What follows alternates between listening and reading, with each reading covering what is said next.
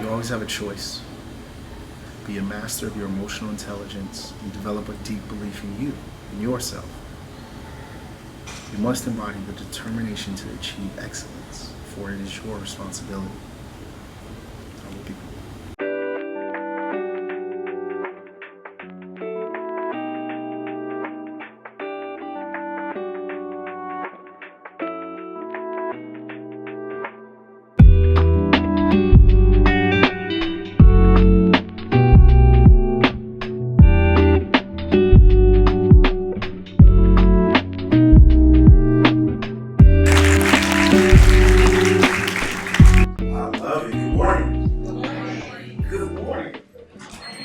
We had a little bit of church.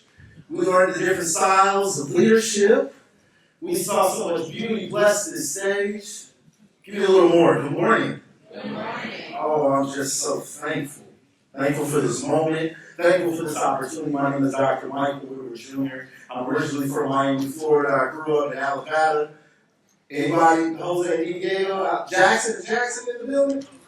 Oh, well, I heard a whole bunch of y'all, so that's always exciting. Because right now there's so much, I don't want to say division, but we come from all these different places. But as we sit together in this moment, we share one commonality, and that's love. I want to talk a little bit about love. I want to talk a little bit about choices. But before I get into my groove, there's 3 things I want to do. Where's Markel from Southridge? Was that Devin from Madison Academy? What's his name? I missed it. He was right there. And Ruth, come here, right here. There's no such thing as a free lunch. There's nothing in this world that is for free. And things that are easy to come across, it's not worth the time. So Markel, I want to give you a piece of my heart because I really appreciate you taking a moment. Ruth, thank you so much. And what was your name? Eric. That's for you. Thank you. Give me a round of applause for the vulnerability. You shouldn't be afraid. Well, my thing is, if you aren't afraid, then you aren't doing it big enough. That's a tough ride in this car this morning. The fear that manifests, and not only all of us, but in myself, it's a reminder that we are alive. When you're too comfortable, when things are too easy, everyone can do it. And I like to be a little special. I don't like to blend in and be with the masses.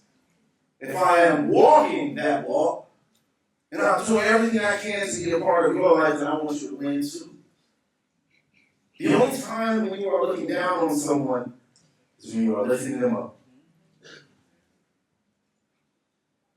There's a couple of things that I want to talk about. I told you a little bit about myself, and thank you for our lovely MC host. Where'd she go? Thank you so much. Thank you for Dr. Vines as well, for the Mixed Engagement Center. Thank you so much for the privilege of being on this illustrious institution. Now, I don't know if any of you all have been to 4 a.m., but we welcome thee from our Rattlers, from our Panthers, for everyone who may be just a few steps away from the greatest chapter of your life. I need you to follow me closer. I love the pride and exuberance and the willingness to be vulnerable, to stand up and to raise your hand high. But for so many of us, we feel alone. We feel isolated. We feel as though we are at this place where no one shares the struggles and the pain and the rewards and the dreams and the aspirations. And that's okay. Because you got to believe in yourself first. I never saw myself on the cover of books growing up. Oh, you think I can crack jokes up here? You should see me in the classroom. Especially when I am too embarrassed to let everyone know that I can't read. Oh yeah, that was a tough one. That was a tough one as a child. That was a tough one. Popcorn reading, don't call on me. I'm a pivot. I'm gonna embarrass somebody before I embarrass myself. That's called hiding. That's called not being accountable of who you are. And that may work for some time. Anybody see Drumline? Oh, please have me seen Drumline. We didn't know Buddy couldn't read music until halfway through the movie. Well, imagine how many adults navigate through life unable to read a contract, to read a stop sign, or to read something disassociated with colors, to read a job application, to read a menu. You know that many restaurants have to put pictures on the buttons in the cash registers. Why do you think that is so? Did you know that our national report card scores are dropping for 8th and 12th graders, primarily in reading? We are now getting smarter. The nation's report card shows that there is a decline in our intellectual ability. Do you believe that? Yes. When you look in the mirror, can you say that? Do you agree with that? Because I do not. But there are so many who go without. And I speak of this absence of when I was growing up, and I never seen any black male teachers. I never had the opportunity to be able to talk about the pressures of my father with my other friends because they did not have fathers. Did you know at one point in time 43% of America went without a father in their life? And in many places, in many instances, we can see that as a reality. But it doesn't have to be the way it is. We always have a choice. Can everyone say choice? Choice. When we find problems, it's easy to find problems. That's easy. The hard part is finding what? Solutions. I got a couple more I want to give away. A couple more, but I need you to be as vulnerable as I am in this moment. I need you to be as vulnerable as you can. And know that that college degree may not be for everyone. And at one time I used to think everybody needs to go to college. Until I needed to hire the HVAC man. That's the guy who fixes the AC. And my PhD meant nothing.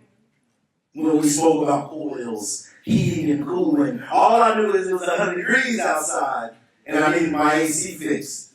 In that moment, I learned the importance of developing a trade. Now you see the commonality in finding your greatest success is knowing that education is a prerequisite. In any job, in anything you attach your name with, you must be educated. In a sense, you need a certification. You need an endorsement. There's 250,000 Americans who cannot advance in their job. Can you imagine making the same rate of pay your entire life? $50K may sound good right now until you start having some kids. Until you got bills. So $50K at 2025 sounds really, really nice. But what about at 40-45? What about at 50-55? I like cheese on my burger. I don't know about y'all. But guacamole is a little bit more expensive than Chipotle. It's okay that you work hard. Now I want to take us down a path just for a moment, if I may. I wrote this book because, again, I felt alone. As a 3rd and 5th grade teacher, I realized that same trauma that I embodied as a child, that sense of isolation, that sense of being alone, was the same thing my 3rd and 5th graders were feeling. I couldn't afford to build a library in my classroom, coming out of college, coming out of Florida A&M, flying all the way to Las Vegas. I couldn't afford all the nice suits I have. I only had one. And that's cool. That's totally fine. Because after a while, and I figured out how to beat the system and walk my students to the library and develop that relationship with one another, they were able to choose whatever they wanted. But it didn't take long before we ran through all the books on Roberto Clemente, Frederick Douglass, and LeBron James. So they started looking at me and they said, well, what's next? And I didn't have an answer for them. In that moment, I have identified what? A what? Who was it? A problem. I found a problem that not only I had went through, but that somebody else was going through. So I did something about it. And 32 books later, here I am standing before you.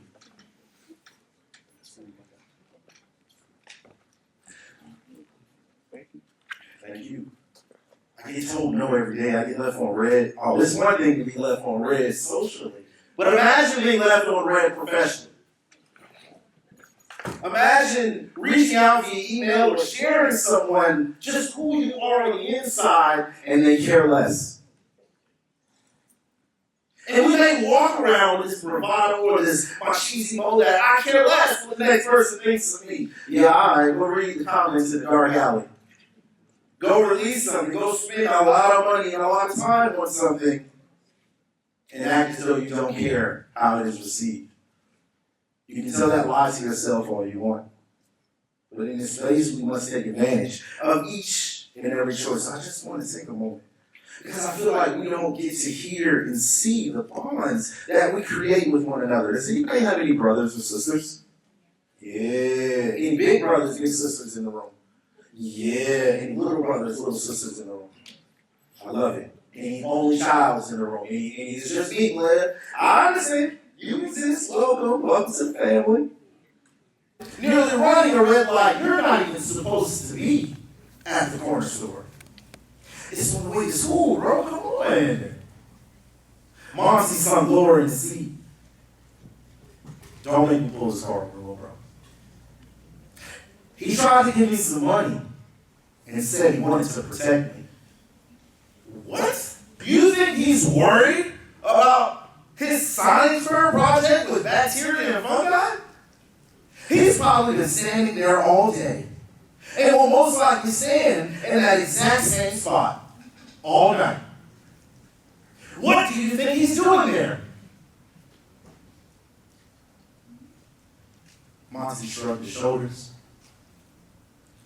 as though he didn't know, when in fact, he knew exactly what that boy was up to.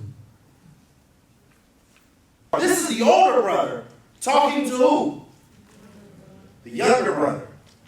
Telling the younger brother how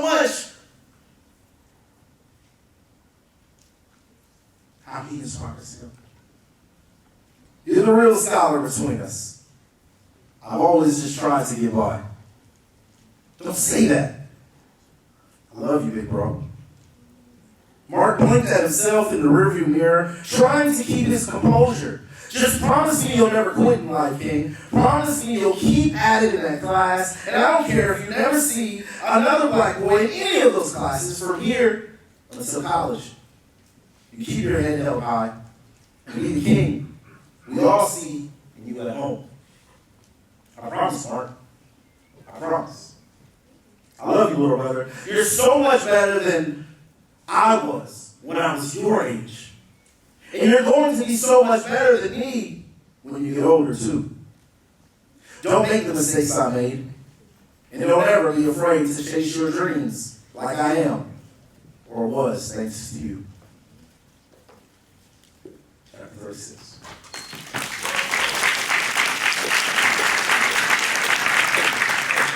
Test. There we go. You can't keep me planted at a podium, Jeff. I got to move. What's my time? How much is more time? Kyle, I want you to have Q&A. I want you guys to have time to ask me questions because growing up, I had never met anyone who looked or sounded like me. I had never seen that true authenticity between someone who shared my likes, my values, my beliefs. I didn't know they existed. I thought this sense of self-efficacy, can everyone say self-efficacy? I believe this sense of self-efficacy was purchased. I thought I needed someone to tell me that I could be somebody. Well, you keep waiting if you want. You keep searching for sympathy from people all you want. They're not going to give it to you. They may in that moment. Well, what will that do for you in the long run? The choices that we make today can change the trajectory for the rest of our lives. I'll save these 10 for another day. But I want you to understand that rest if you must, but don't you quit. There's nothing wrong with taking a breather. Nothing wrong with taking a moment of reflection. But the moment you throw in the towel, the moment you challenge your own beliefs, and I don't mean in a way where you need to reaffirm yourself, but I mean when you start to fall into that place of, I don't think I'm good enough. At that moment is where you will fail each and every time. Push yourself beyond the limits. Find your village. You have to be able to build relationships. You have to, of course, build a budget in a sense and understand that you get what you pay for. But I can't draw pictures. I can doodle. I can draw some sketches, but I can't create the colors. I can't create the palettes. I have an idea of where I want to go when I do create, but when it comes down to writing, it's just you. And that's where so many of us fail. Because we get into this room, we get into this space, and we begin to doubt ourselves. And you're going to, it's our natural, it's just what happens when we're faced with something that we haven't done before, and that's okay. But what's not okay is to allow it to manifest and grow and take over your thoughts and guide your intuition, because that's when you quit. And that's not what we do around here. Thank you. You have Robert? Yes, ma'am. Hi, my name is Sabrina. I'm from Miami Edison. When writing your book, and did you feel that any people judged you or any controversial energy from them? How would you deal with that in a way? Like when people be like, "Oh, you put this in energy." How do you deal with that? That's a tough one. Very open-minded, I think is number one. We're not recording. So I got this family member. She had my book. As soon as I walked in the house for this baby birthday party or something in Palm Beach, she walked in. She was like, "Mike, I think I found a mistake in your book." I was like, "Whoa, hold up." That's how it was supposed to be. But you still take a moment to listen to what people said. But I wrote, and one of those things I wanted to share with you is be very careful when you read the comments. Oh, y'all know what it's like out there in the social media world. It's terrifying. And there's nothing worse than a bad review. Especially from someone who misinterpreted what it is that you said. That's why you have to operate with empathy and understanding. And try to see the world as other people see it, but remain true and steadfast to your vantage point and your perspective. Thank you for being here and taking time to be here. You know, if you have to meet, and somebody say that leaders are readers. Leaders are readers. Readers are leaders. MLK Commemorative Celebration Committee, an appreciation to Dr. Michael Woodward Jr. We want to thank you for being our keynote speaker for the 2026 Robert Cody MLK Forum. Thank you so much.